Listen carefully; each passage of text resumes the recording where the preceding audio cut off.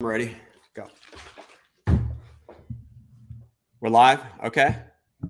All right. This is welcome to the Never Broke Again podcast. On today's show, we've got Andrew Pawlak. Am I pronouncing that correctly? You got it. Is it Pawlak or Pawlak? Pawlak. You had it right the first time. Okay. This guy is the Godfather entrepreneur inside the mortgage industry. To me, post crash. Appreciate that. It's a big title. Let's see if I can live up to it. It's true though. Thanks, man. Yeah, I've been at it for a long time. So 2004 I got into this. So ever since then, same space, same focus. Mortgage. I'm post crash, so I only know you post crash. Yeah. But okay, you've been in it longer. Yeah, you were at 220 or something like that before. Yeah, I co-founded a company called 220 Marketing back in 2006. So I was there you for co-founded that, really? Yeah. Wow. Yep. Okay. So that was pre-crash. Had some interesting times there. Learned a lot, and had an idea for Leadpops while I was there, and I shared it with my then partner, and he didn't think it was a good idea. So I said, "All right, well, I'm gonna go build it. See ya." Wow. So 220 is still around, right? Yeah. I think I don't run into them very much, but they're still in business for sure. I believe they used to call me a lot. They do websites, right? Yeah. It was our customer acquisition channel was cold calling. So, I mean, I led our sales team for many years. I was on the phones myself quite a bit, especially maybe you called me. Might have been me. Me. I was relentless. I called and I was pretty, not aggressive, but I was, I didn't take no for an answer. So when did you leave 220? 2010, I believe, like towards the end of 2010. Okay. And you're a young guy. What were you, like 30, 25, 20? How old were you? Yeah, I started it when I was 21. Co-founded it when I was 21, resigned by the time I was 25, 26, and then started working on Leadpops at that point and launched Leadpops towards the end of 2011. Did they give? Would you sell your shares? What happened? Yep. Just walked? I did. I had some ownership and there was some vesting to keep me around for longer, but I just kind of walked away from that, sold what I had, and went and started. You just said started screw what it. I was passionate about. You're like, you're like, screw it, I'm just gonna start this Leadpops thing. Yeah, well, it's one of those stories. I won't get into the weeds too much about it, but partner and I just did not get along. We got into it, and at the beginning, there was already some challenges with just what he and I kind of looked at as the direction of the company. Just we were not aligned.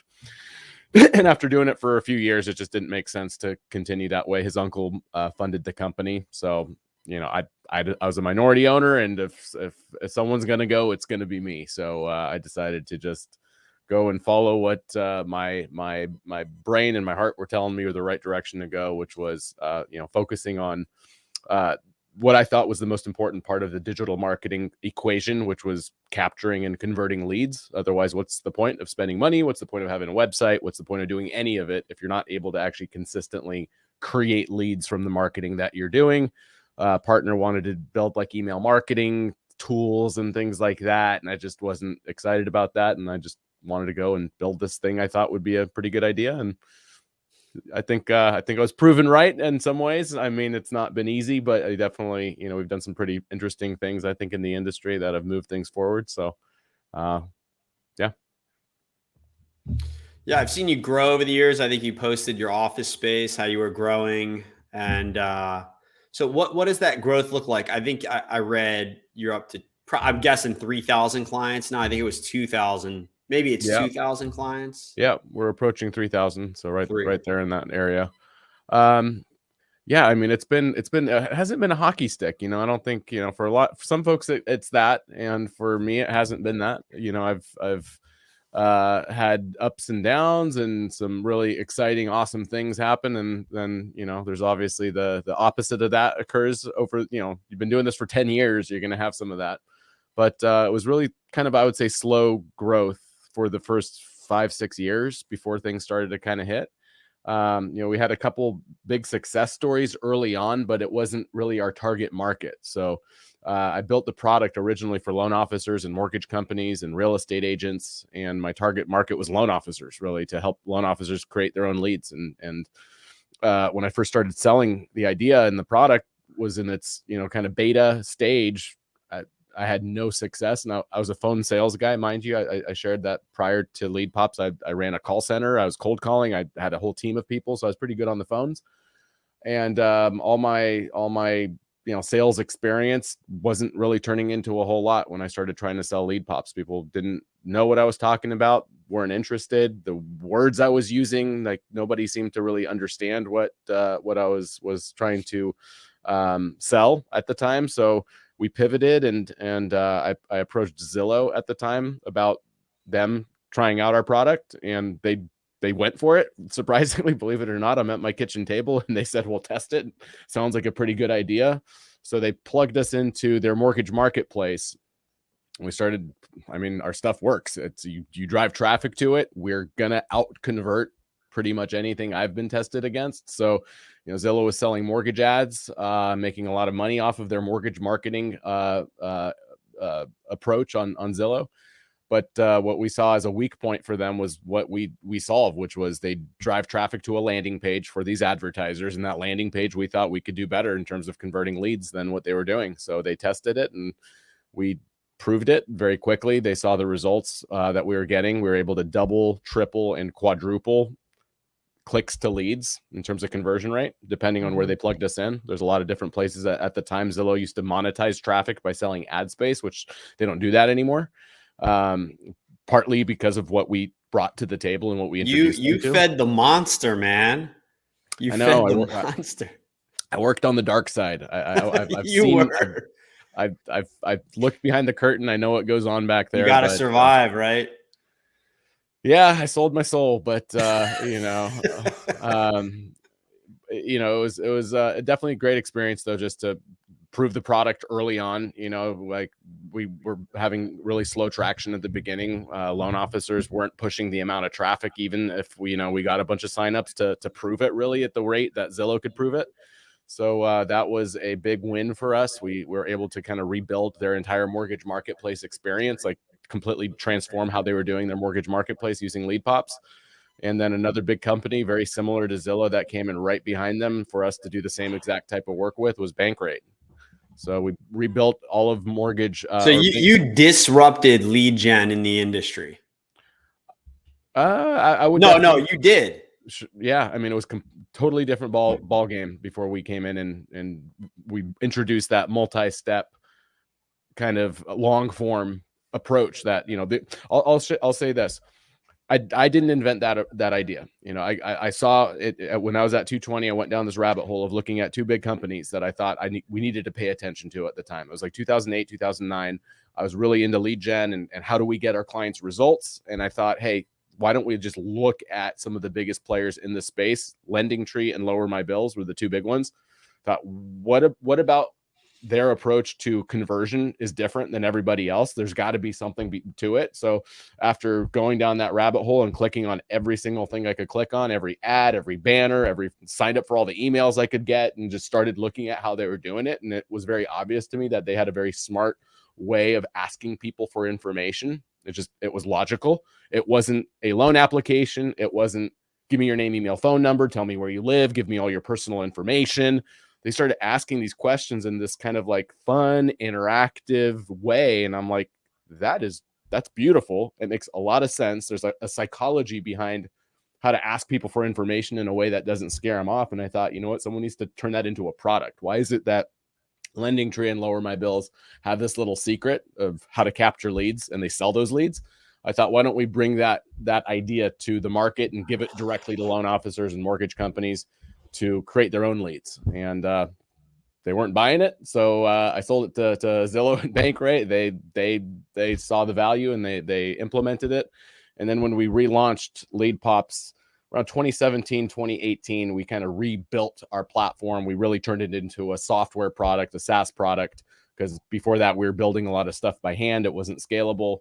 and we relaunched. And in 2017, 2018, I wrote a book about this stuff too, and that helped kind of put us on the map. But it was a completely different market when I started trying to again sell this idea in 2017, 2018.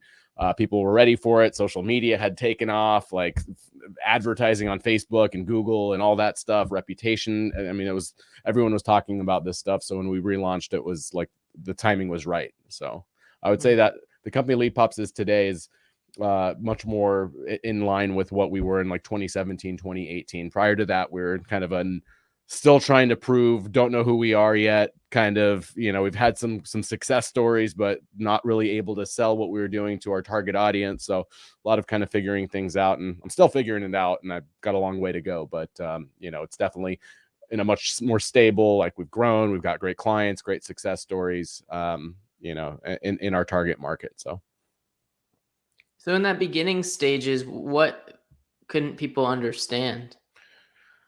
Well, it might have been my using the wrong words and not able, like I've got my goggles on and my own perception of what it is. And I'm maybe talking way ahead of where people were at, I remember hearing CRO. What is CRO again? Yeah, that's a good one. That's my favorite one. Conversion rate optimization. I remember I like when people say words I don't understand. And that's what attracts me to new industries, new ideas. And I heard you and saw you doing that. I was like, this guy. And there's another company doing something like that now. But you were doing that a while ago. And I was like, what? This I like when people put fancy words on simple stuff. I mean, I don't know if I'm saying that properly, but I was like, yeah, that's different. Conversion rate optimization. Look at it from a different lens. That's what we get. A lot of people on here that look at things differently. Yep.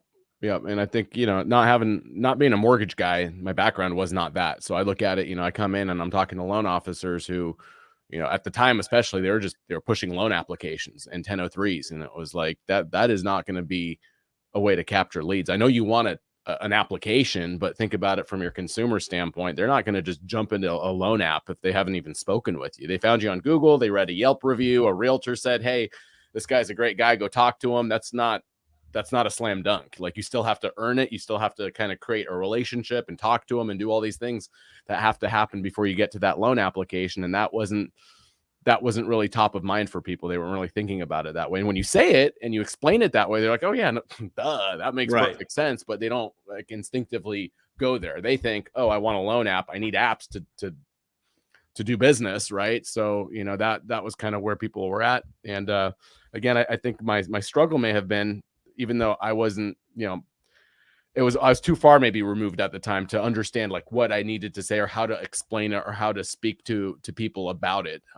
Maybe I was early. There's just there's just more stupid people out there than smart. That's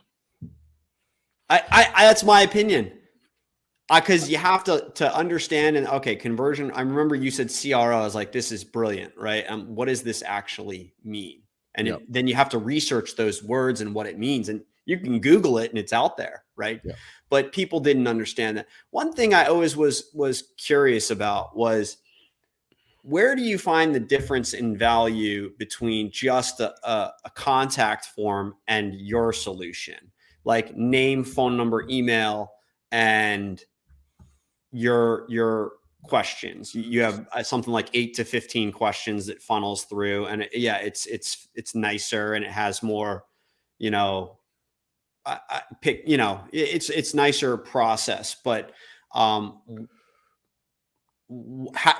guessing you tested it, and is yours better than just a info quick grab? Well, that's an interesting question, and there's layers to how I would answer that. First off, testing always matters, and any test that may have been conducted in the past is not. It can be an indicator, but it's not going to say, oh yeah, definitively that's the way to do it every single time. Market, time of day, the device people are on, where they're at when they hit the form. If I'm at the DMV versus I'm sitting on home at the couch and my wife's watching something I don't want to watch on TV and I'm just on my phone. Versus, there's so many things that will affect how someone will respond to a lead form. Our form is long form, so typically 12 to 20 questions. Our goal is to get more data, get a more invested individual in the process, get more information from them, make it really easy for them to provide that information. But at the same time, don't hit them with, give me your name, email, phone number as the first questions that they see, because even though that's really all I need to do something with you, it's just there's a way to ask for that information that scares people off, which is the first thing they see is give me your contact info and tell me where you live. And then there's a kind of ease them into it, ask them other questions, qualify them, make sure those questions are relevant to the whole purpose of like why they're there in the first place. So it kind of feels right. And then once they've committed and they've answered 12, 15, 18 questions, as long as it's done in a way that's not overwhelming, it's kind of fun, it's fast, it pulls them all the way through the sequence quickly, then at the end of this process, I'm a lot more likely to get their contact information than I would be if it was the very first thing they clicked and they just saw, give me your name, email, phone number, red asterisks, a bunch of blank fields to fill in. All that stuff is friction and it all can scare people away. And that's not to say, though, that the long form approach is better when, let's just say you're trying to like just build a lead list. I'm just trying to list build. I'm giving you a lead magnet, download my free report, get my free white paper, get my free guide. That's not a high quality lead. That's more of a marketing qualified lead, but I'm not going to ask you 20 questions to get my ebook. All I need is like your name and your email address. And I'm going to list build and get 400 people that way that I can now market to. And maybe my thank you page on my download is going to take you to a long form. So it's like, hey, get my free ebook on buying a house. You get my thank you page where you can download the ebook. Now there's another call to action that says, hey, want to know exactly how much home you can afford? Find out fast and easy. It only takes about 60 seconds. And that pulls them through. So maybe 400 people downloaded your ebook and 6 of them went through to the next step and now answered another 15 to 20 questions and now filled out my long form. Those are the best leads of that group that I can now kind of segment and know which ones to focus on versus the other ones, which all I got is their email address. And now I'm at the mercy of whether or not they're going to open my emails when I email them in the future and my clever subject lines and how good my email content is. Right. So there's a kind of a time and a place for each one, but you can kind of couple these things together and use them in conjunction with each other. Is that what a lot of people in the mortgage business are doing? Just, give me your name, your number, I'm going to call you and attempt to get an application on you? Well, it's still a whole lot of, a mortgage website, which is stuff to read about different loan products and programs, and a big fat apply now button, which is the 1003. And even though the 1003 applications and the POS systems out there have gotten a lot better, it's still a service tool for people you're already working with for the most part. And it's interesting if you look at like Quicken Loans, got this whole rocket they promote the hell out of, spend a lot of money on that whole thing. But when you interact with their ads online, you click into their emails, you click on their pay-per-click advertising, they're still using the kind of the lead capture methodology we're talking about, the multi-step. They don't take you to that rocket because they know even the rocket, how they've marketed is like push button, get a loan. I don't want to push button and get a loan. I'm Googling stuff still. Like, I don't know you.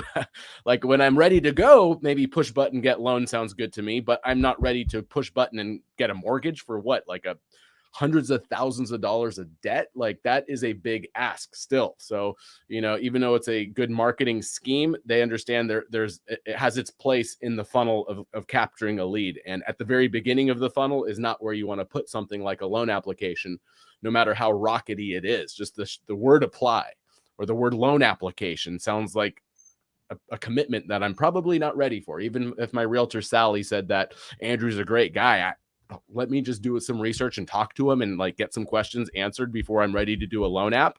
And if the only option for me is to either call you or do a loan application, there's a lot of people in the middle that aren't ready for that yet. Doesn't mean they're not serious, but we've got to present a different way of engaging with them to collect information so we can at least get them on the phone, build rapport, ask good questions, kind of get to know them, all that cool stuff that happens when you get to build a relationship with somebody versus just crossing our fingers and hoping, eventually someone will fill out my loan application if I spend enough money marketing. It's a very good transition from where somebody's at and where they need to go.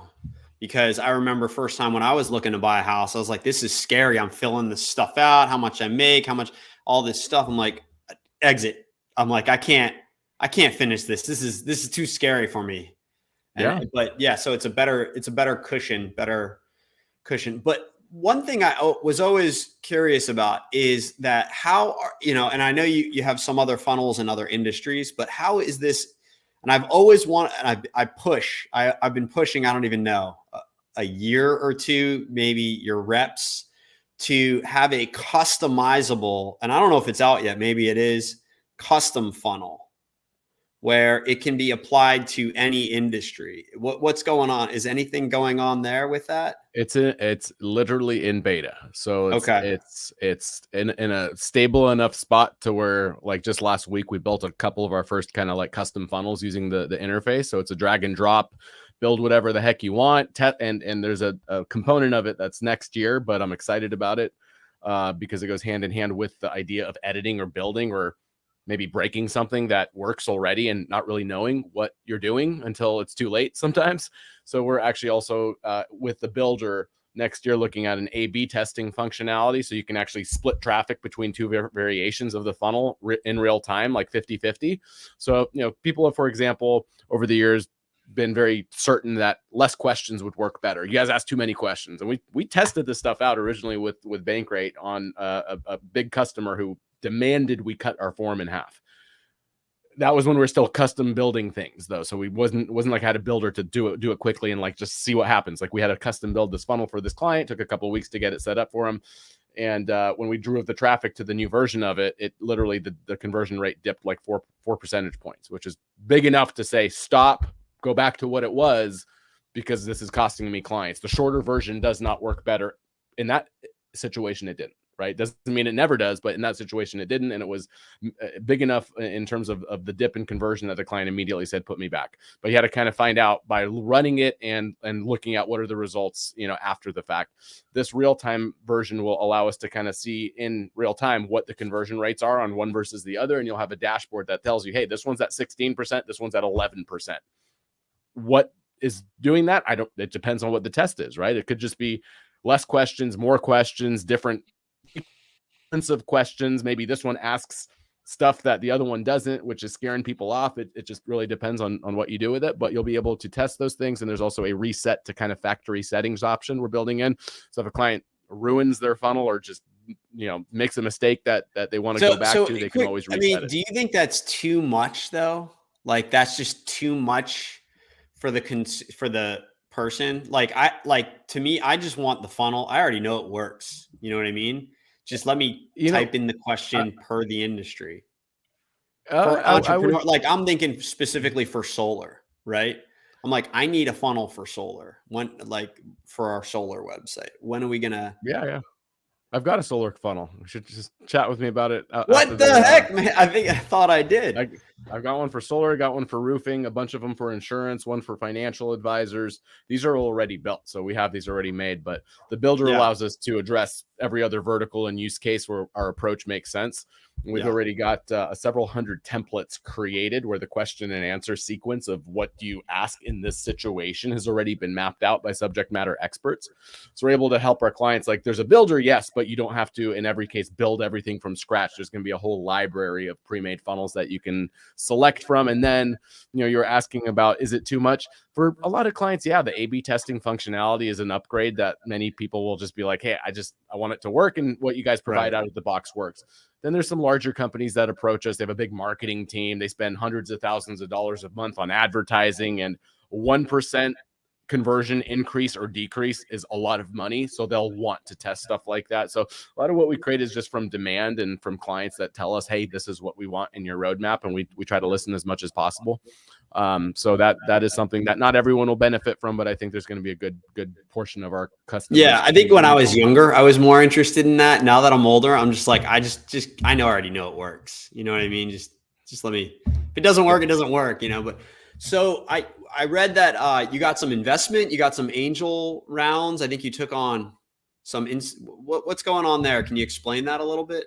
Yeah, we raised our Series A. $3.5 million from a couple investors, pretty strategic. One is the lead investors, a group called Cultivation Capital, Great group who's got pretty significant experience in mortgage and SaaS specifically. So that was an introduction made. So did they was that on debt or was that equity? Is that a trade? What was that in exchange for? Yep.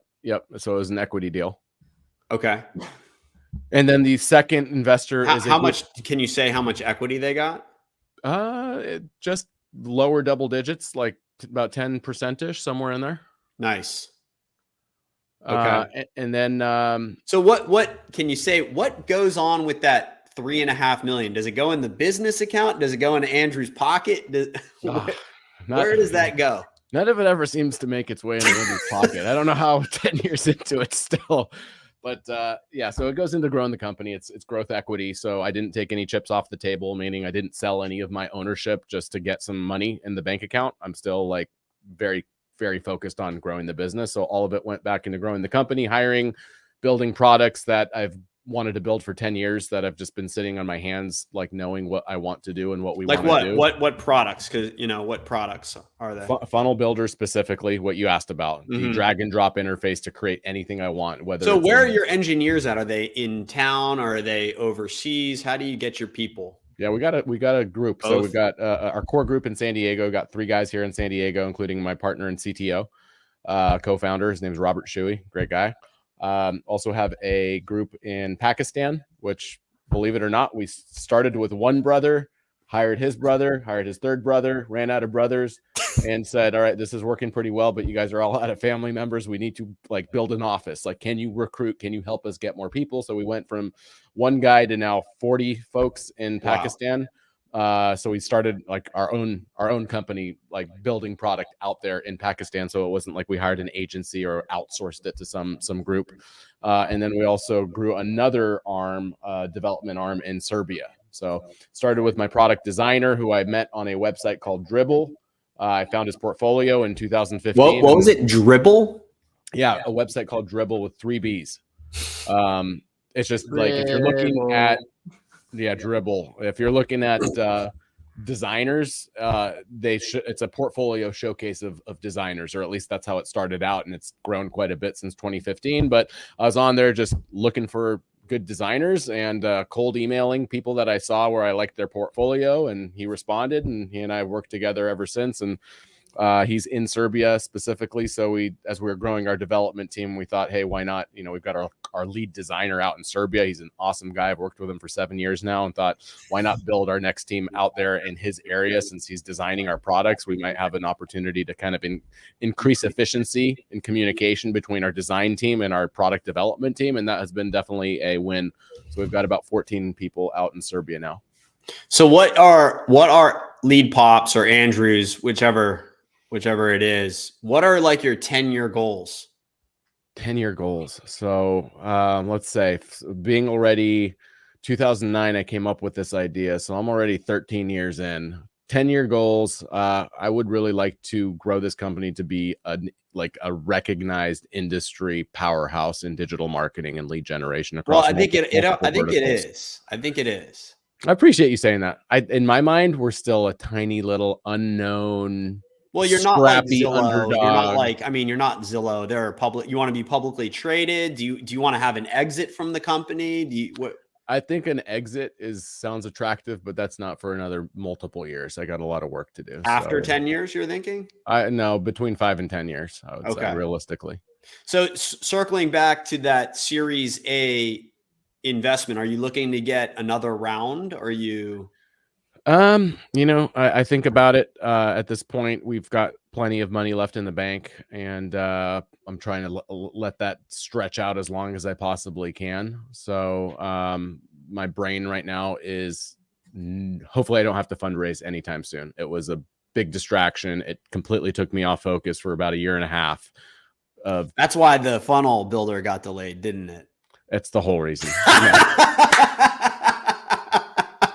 I'm going to blame it definitely on that, but it's I like building products. I like partnerships. I like working on sales opportunities and business development relationships with potential companies that are clients or partners for Leadpops. And the dog and pony of running around and trying to pitch investors, many of who have no idea what the hell I'm even talking about still. Maybe it's still my damn problem that I can't explain it to people, but I thought I was pretty decent at it. And it's not the kind of pitching that I like. I like pitching to clients and partners, not as much, trying to convince some investors to give me some money and take a piece of my company, which wasn't my favorite thing to do. So I'd rather not do it again. And if I have to, hopefully I got at least another year before I have to even go down that road. Wouldn't you just go back to the well, or are they, what's there? Wouldn't you just go back to the same people, or? You, a lot of times you'll start there, but there's also some strategics that might exist. There could be a company that's like, hey, we're worth $1 billion and we have,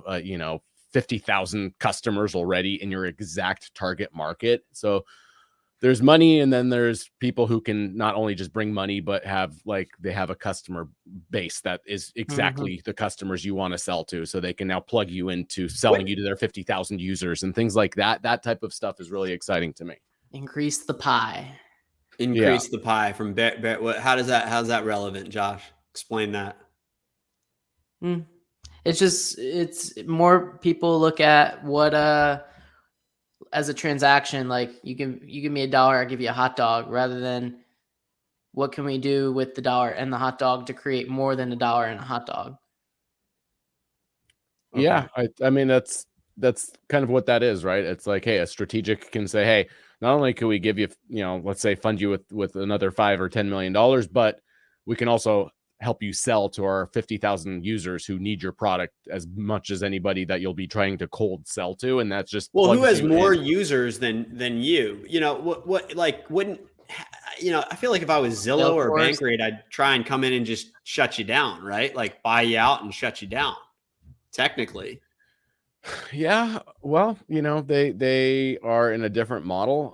Maybe they would be a potential acquisition one day, who knows? But a better fit company would probably be a technology company in our space. You wouldn't want them to buy you out and shut you down. I don't know. Maybe if it was enough money. The legacy piece of this, I want to be able to, I don't want it to be one of those, like, that's the outcome. Then you've really kind of sold your soul. You know what I mean? I hope it's not that. I'm not going to say, I would never even consider it. Who knows what the offer is? Can you sell your soul twice? Yeah, I think you can, because I think I got it back in 2018. I wrote a book about mortgage marketing. I put it all out. I think I must have gotten at least a couple soul points back. When are you going to write another one?